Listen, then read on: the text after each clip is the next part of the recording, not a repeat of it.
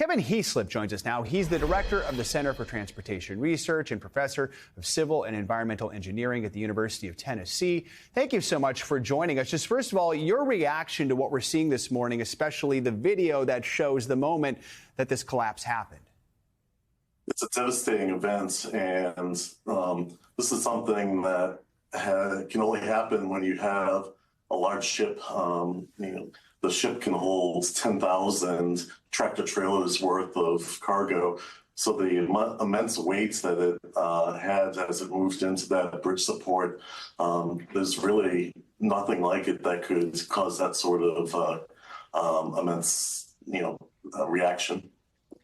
In 2007, I was working in Minneapolis. That's when the 35W bridge collapsed there. That was not caused by any sort of external issue. There was no ship that hit it or anything like that. After months of investigation, they learned that was a design issue, that decades earlier, the design of the bridge was flawed, and finally time caught up with it, and that's why the bridge collapsed here. I think a lot of people are stunned looking at this video to see that all it took was this ship clipping one area of the bridge and the entire thing went down. That seems concerning to people. Is it surprising to you, or can it be that easy for an entire bridge structure to go down? It's not an easy event. If you took a speedboat and hit it hit that support with it, it wouldn't make a dent to the bridge. But having this giant cargo ship with the weight and the immense amounts of cargo that's on it, that's so much energy that gets put into the support of that structure, and that structure was built to withstand many different types of hazards, but a fully loaded cargo ship is not something that we could design for. If we designed bridges for that, then the cost would be so high that we wouldn't be able to have any bridges. Clearly, the search and rescue operation is a priority right now, but we know that the investigation into how this happened is probably getting underway right now, too. What is it that investigators are going to be looking at first and foremost to try and figure out why this happened? Well, the contributing factors of what happened with the ship, now there's reports that the ship lost power, and that is seemingly the contributing factor. But as far as the bridge goes, there may be ways to, in the future, maybe try to warn people that this sort of thing could happen. But we cannot design our bridges to withstand the impact from a fully loaded cargo ship. Kevin Heaslip, thank you so much for your time and your expertise this morning. We really appreciate it. Thank you very much. Appreciate it. Was there any way to shut down the bridge? Was there enough time for that distress call to trigger something like that? Now, the thing that we know is that, even as the boat was coming in, we had a ship that was coming in at 8 knots. So coming in at a very rapid speed. We do know that the investigation is currently going on. But I have to say I'm thankful for the folks who once the warning came up and once notification came up that there was a mayday, who literally, by being able to stop cars from coming over the bridge, these people are heroes. They saved lives last night. Ryan, what's the latest on the ground when it comes to this search and rescue, and anything more we're learning about what may have happened to cause this collision earlier? Well, we know what caused the collision, and that is that a massive container ship that was leaving the Baltimore harbor smashed in to this bridge, and almost instantly collapsing it. And at that time, we do know that there was an unspecified amount of people on the bridge that fell into the water, and it began a frantic search and rescue effort.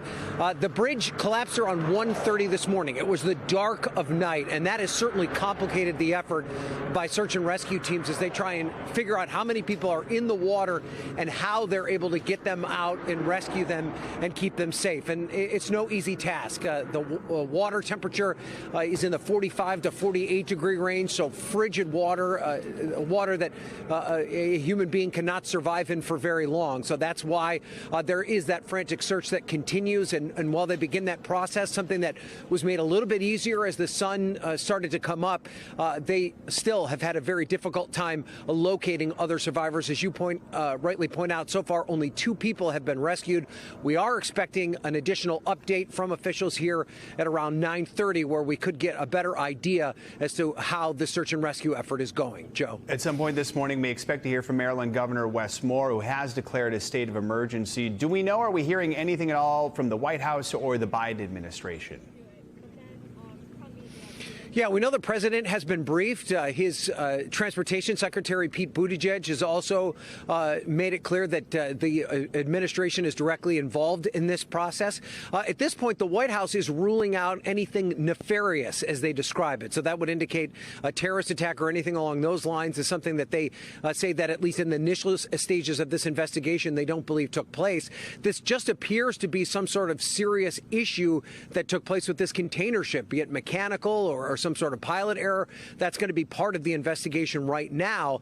But this is something the White House is directly engaged in. And as you point out, Governor Wes Moore, who we do know is on the ground here and near the bridge, meeting with officials and folks from the Coast Guard, has said that he is going to reach out for federal assistance to begin this recovery process, which will be lengthy. In addition to the search and rescue, as you said before, Joe, this is a major traffic artery in the Baltimore area, and it is going to take some time for it to be rebuilt. Yeah, I mean, first and foremost, of course, our thoughts are with those who need to be rescued, those who are missing, the search and rescue teams out there. But help us understand just how vital this roadway is to this area. We know, I mean, months are likely going to go by without it being in service. Yeah, I mean, it's 8:30 in the morning, Joe, here in the Baltimore area. And normally this road behind me would be packed with commuters heading into work or school or wherever the case may be. This is 1.5 miles of roadway into one of the most densely populated areas in America.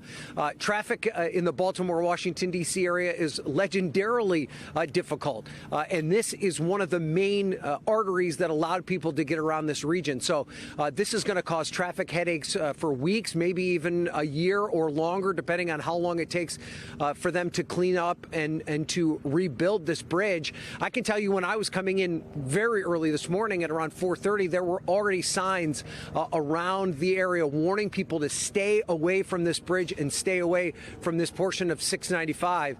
So this is a major, major impact on the entire area, in addition to the potential loss of life, which search and rescue crews are still hoping to avoid. Joe. Ryan, can you also tell us what we are learning about the ship this morning? I know earlier today authorities said they didn't feel safe putting anyone on that ship yet till they knew that it was safe to do so. Yeah, so we do know that the crew was headed to Sri Lanka, that all the crew that were on board that ship have been accounted for, and they are all safe. The ship itself is still in the river right now. It's still basically in the same spot it was when the accident took place, and the first responders were trying to determine whether or not it was safe for them to board the ship to then go in and begin their investigation. Clearly something went wrong with the ship. We don't know exactly what it was. There's obviously a lot of speculation online as to whether or not it lost power, if there was some sort of mechanical issue. But that is all something that is still in the very early stages of this investigation. Again, amazingly, no reports of any injuries on that ship. All right, Ryan Nobles, appreciate your reporting this morning. Thank you.